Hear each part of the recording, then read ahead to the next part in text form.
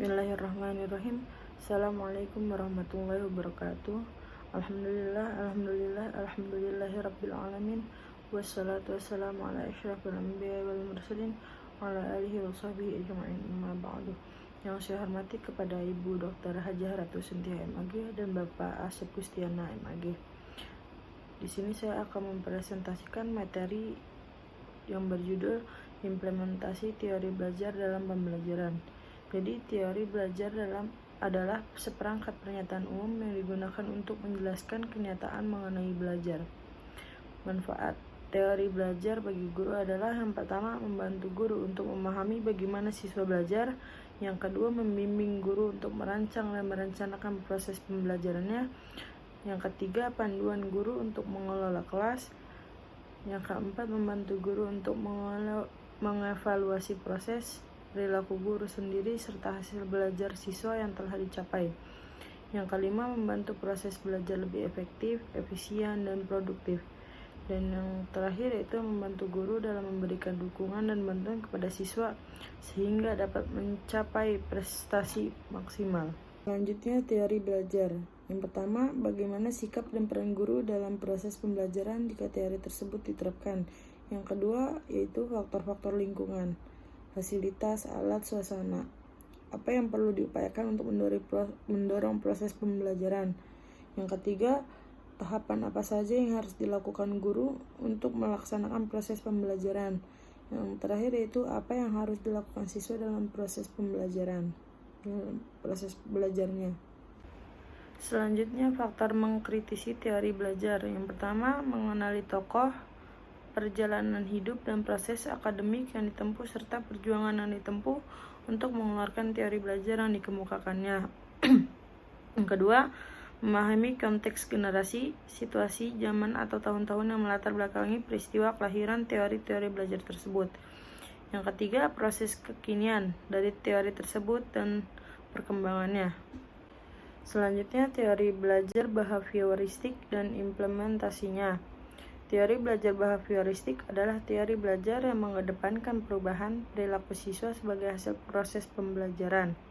Selanjutnya, tokoh-tokoh dalam teori behavioristik. Yang pertama ada Edward Lee Thorndike 1874 sampai 1949. Edward Lee Thorndike berprofesi sebagai pendidik psikolog yang berkebangsaan Amerika. Menurut Thorndike, belajar merupakan peristiwa terbentuknya asosiasi-asosiasi antara peristiwa-peristiwa yang disebut stimulus dengan respon. Yang kedua ada Ivan Petrovich Pavlov 1849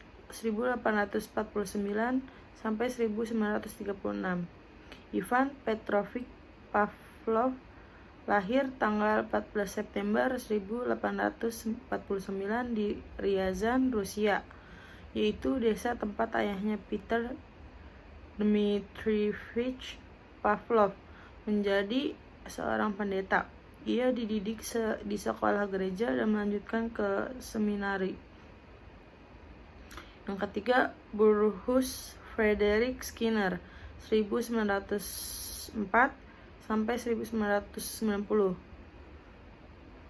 Berkebangsaan Amerika, dikenal sebagai tokoh behavioris dengan pendekatan model instruksi langsung atau directed instruction dan meyakini bahwa perilaku kontrol melalui proses operant conditioning. Selanjutnya, Robert Jejna adalah seorang psikolog pendidik berkebangsaan Amerika yang terkenal dengan penemuannya berupa conditions of learning.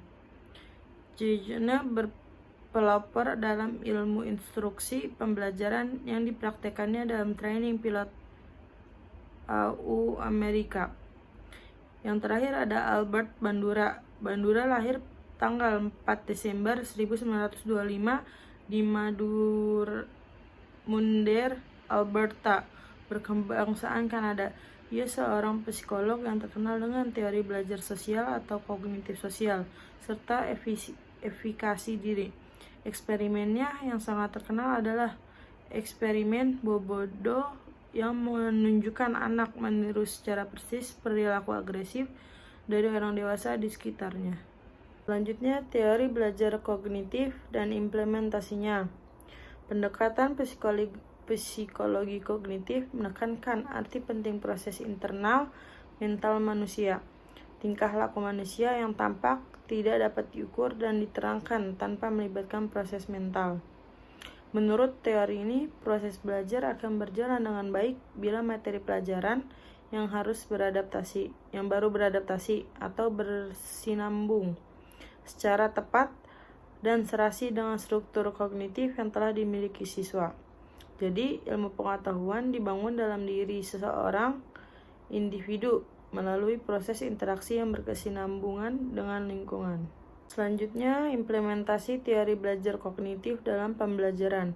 Menurut teori belajar kognitif, pengetahuan tidak dapat dipindahkan begitu saja dari pikiran guru ke pikiran siswa. Artinya bahwa siswa harus aktif secara mental membangun struktur pengetahuannya berdasarkan kematangan kognitif yang dimilikinya. Selanjutnya, teori belajar humanistik dan implementasinya. Menurut teori humanistik, tujuan belajar adalah untuk memanusiakan manusia. Proses belajar dianggap berhasil jika si pelajar telah memahami lingkungannya dan diri sendirinya.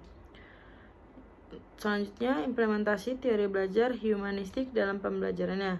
Aplikasi teori humanistik lebih menunjukkan kepada ruh atau spirit selama proses pembelajaran yang mewarnai metode-metode yang diterapkan. Peran guru dalam pembelajaran humanistik adalah menjadi fasilitator bagi para siswa, sedangkan guru memberikan privasi kesadaran mengenai makna belajar dalam kehidupan siswa. Jadi kesimpulannya itu belajar menurut teori belajar behavioristik merupakan proses perubahan tingkah laku sebagai akibat adanya interaksi antara stimulus dengan respons. Adapun akibat adanya interaksi antara stimulus dengan respon, siswa mempunyai pengalaman baru yang menyebabkan mereka mengadakan tingkah laku dengan cara yang baru. Belajar menurut teori belajar kognitif selalu didasarkan pada kognisi, yaitu tindakan mengenal atau memikirkan situasi di mana tingkah laku itu terjadi. Psikologi Gestalt berpendapat proses pemerolehan pengetahuan didapat dengan memandang sensasi secara keseluruhan sebagai suatu objek yang memiliki struktur-struktur atau pola-pola tertentu. Dengan demikian, tingkah laku seseorang bergantung kepada insight terhadap hubungan-hubungan yang ada di dalam situasi. Ahli psikologi konstruktivis berpendapat bahwa proses pemerolehan pengetahuan adalah melalui penstrukturan kembali struktur kognitif yang telah dimiliki agar bersesuaian dengan pengetahuan yang akan diperoleh, sehingga pengetahuan itu dapat diadaptasi. Teori belajar humanistik, tujuan belajar adalah untuk memanusiakan manusia. Tujuan utama para pendidik ialah membantu si siswa untuk mengembangkan dirinya, yaitu membantu masing-masing individu untuk mengenal diri mereka sendiri sebagai manusia yang unik dan membantu dalam mewujudkan potensi-potensi yang ada pada diri mereka. Mungkin itu saja yang dapat saya sampaikan, kurang lebihnya mohon maaf. Wassalamualaikum warahmatullahi wabarakatuh.